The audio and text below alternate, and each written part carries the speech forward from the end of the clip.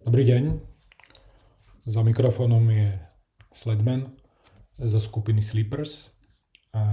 Dnes tu máme zhrnutie trhu, je nedeľa, takže zajtra nás čaká otvorenie trhov. Cez víkend sa z toho stalo veľmi veľa. Všetci viete, že Irán bol napadnutý, takže to sa určite ukáže zajtra aj na trhoch, bude nejaká zvýšená volatilita. Ja keď sa pozriem na súčasnú situáciu SPX, tak vidíme to, že už nejaký čas rangeujeme. Sme niekde v tomto low, z tohto spodku a z tohto vrchu, tu niekde rangeujeme, konsolidujeme po nejakom raste. Trvá to už nejaký čas. Momentálne vidíme to, že tu sa tvoria nejaké high lows a sme v nejakom downtrende. Myslím lokálnom, myslím túto štruktúru. Čo je zaujímavé je to, čo sa stalo v stredu. Toto je docela veľmi zaujímavý bar, ktorý predviedol takúto price action na zníženom volume. To je veľmi dôležité si uvedomiť. Ale otázkou je, čo dosiahol tento bar. Hej? Tie lows, tento range sa nepodarilo prekonať. Zavreli sme v podstate pod tým levelom. Keby som mal byť úplne presný, tak by som to kreslil nejak takto. Hej. Je to síce pekný bar na nižšom volume, čo znamená nejaká jednoduchosť v pohybe. Toto bolo prelomené, ale zavretie nedosiahlo takmer vôbec nič. Následný follow-up nebol, naopak dostali sme sa do downtrendu a ten zvýšený volume, ktorý tu vidíme, je podporovaný celou tou akciou dole. Hej. Uvidíme, čo sa bude diať. Tu evidentne sú nakupujúci, sú vidieť tie demand wicky. Na druhej strane toto nevyzerá úplne ako nejaký extra bullish pohyb. Musíme počkať, čo sa bude diať. Predpokladám do budúcna, do najbližších dní nejakú veľkú volatilitu. Takže pokiaľ by sme sa dostávali do týchto úrovní, niekde sem, tu je, môžem zmeniť farbu, tu je vlastne support. Tak otázkou bude, čo sa bude diať tu, v týchto úrovniach. Niekde tu, pokiaľ by sme prepadli na nejakom zvýšenom volume, tak by sme mali stestovať až spodok toho range, alebo minimálne tieto miesta. Čo sa týka nejakých práve swingových pozícií, keď nebudem hovoriť o krátkych intraday pohyboch, tak asi treba byť viac konzervatívny. Treba proste počkať. Za mňa, pokiaľ ste v pozíciách, tak netreba robiť nič. Pokiaľ nie ste v pozíciách, tak možno čakať až na nejakú túto úroveň, čo sa bude diať tu. Že v celom tomto úseku ako túto longovať a vstupovať do trhu vo veľkom si myslím, že nie je úplne rozumná stratégia. Treba počkať na nejaký ten prípadný breakout, čo sa bude diať práve nad vrcholom tohto range a či tu bude teda stúpať volume. To pokiaľ uvidíme nejaké takéto sviečky, tak OK, tu sa dá uvažovať, ale zatiaľ sme niekde v území nikoho. Naopak táto trend line je dôležité, aby sme ho testovali a uvidíme, čo sa bude diať. Fajn. Takže toľko k SPX.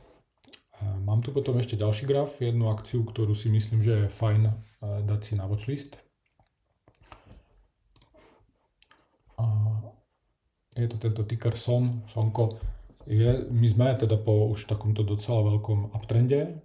Je pravda, že toto je pomerne dosť, to už sme skoro 70%.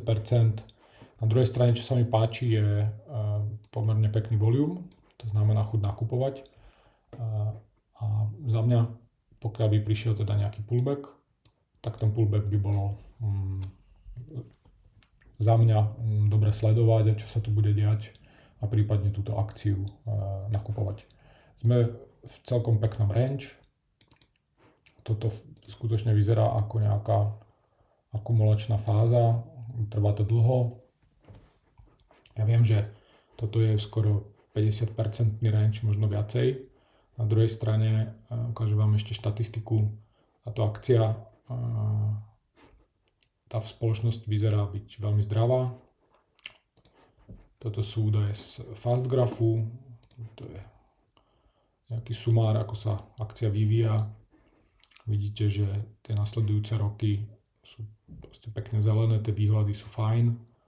Čo sa týka najbližších rokov, tak sme v zelených číslach, je to postupný rast. PE je niekde okolo 10, fair value je okolo 15. Tá spoločnosť je zdravá, je to industry. Momentálne sektor industry a energie sú v kurze. A preto si myslím, že aj práve takáto pekná performance za posledné týždne. Takže nehovorím, že teraz to kupovať, to už sme za lepším vstupom. Na druhej strane myslím si, že po takejto price action, pokiaľ sa budeme blížiť do nejakých úrovní, kde dostaneme nejaký pullback, tak si myslím, že minimálne dobre sledovať túto spoločnosť a dávam ju na watchlist. Keď sa bude blížiť prípadne nejaký nákup, tak dáme signál. OK, takže to je, čo sa týka nejakého typu na najbližšie týždne.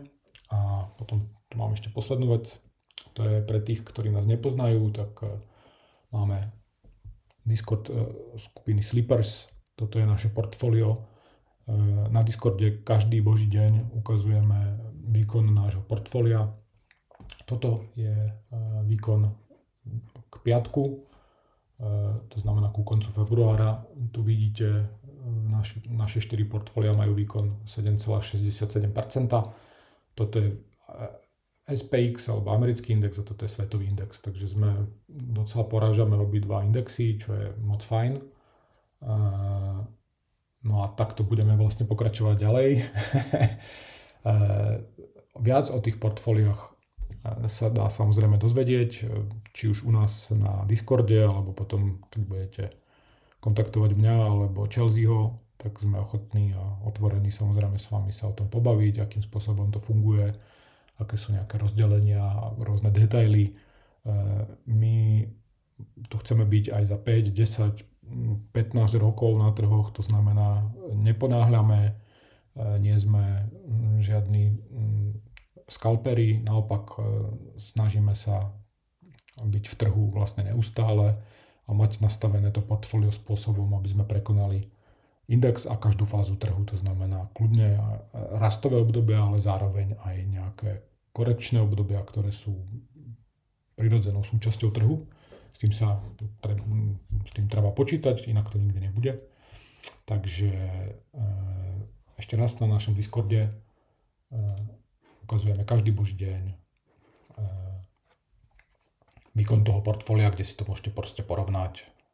Ten track record je už od otvorenia niekoľko mesiacov, každý boží deň to ukazujeme, takže v tomto sme veľmi transparentní a otvorení. Hej?